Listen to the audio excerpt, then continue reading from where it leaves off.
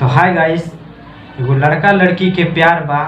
वो लड़की से प्यार जौन कइले बा लड़का और पूरा देश में बदनाम बा। तो गाइस, वो चर्चा के मैं पर्चा पे लिखा हूँ जो गा के आप लोग के पूरा गाना के माध्यम से सुनाऊंगा। तो कृपया आप लोग सुन कर जाइएगा कि अरे हो गई नहीं बदनाम जानू हम तोहरा प्यार में, कि अरे हो गई नहीं बदनाम जानू हम तोहरा प्यार में। अरे कौनो ना इज्जत बाटे हमार हो हमारा घर में, अरे कौनो ना इज्जत बाटे हमार हो हमारा घर में। अरे हो गई नहीं बदनाम जानू हम तोहरा प्यार में, अरे हो गई नहीं बदनाम जानू हम तोहरा प्यार में। और टोला पड़ोस हमार कहला हमारवा, और लजिया के मारे हम ना जाइल घरवा।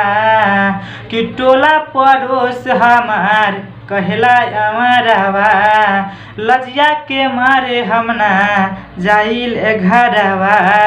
और कौनो ना चारा चला ताटा दिमागवा में, और कौनो ना चारा चला ताटा दिमागवा में। अरे हो गई नहीं बदनाम जानू हम तोहरा प्यार में, अरे हो गई नहीं बदनाम जानू हम तोहरा प्यार में। कि जब जान कइलबू तू शादी तब आइब गौआ में ना तो हो जाई बर्बादी। कि जब जान हमर तू कइले शादी तब आइब गौआ में ना तो हो जाई हमर बर्बादी।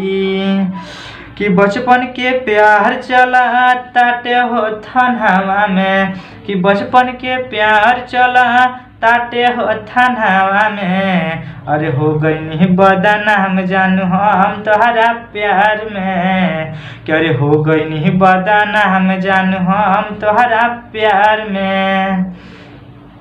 कि लिख लिखी आदर्श धुरिया गावेल आगनावा, कि बोला ये जान हमार करौलू बदनामा। कि लिख लिखी आदर्श धुरिया गावेल अगनामा, कि बोला ये जान हमार करौलू बदनामा। इहे बदनामी रही तो फिर न आइब गौआ में, कि इहे बदनामी रही तो फिर न आइब गौआ में। हो गई नहीं बदनाम जान हम तोहरा प्यार में, कि अरे हो गई नहीं बदनाम जानू हम तोहरा प्यार में। कि अरे हो गई नहीं बदनाम जानू हम तोहरा प्यार में। तो गाइस, यह गाना कैसा लगा? आप लोग मेरा गाना सुने होंगे तो आप लोग हमारा सपोर्ट कीजिए और बाकी एक दूसरे के यहाँ शेयर कीजिए। यह नया गाना था, मैं अपने हाथ से लिखा था। अगर अच्छा लगा होगा तो लाइक शेयर कमेंट कर दीजिएगा। धन्यवाद।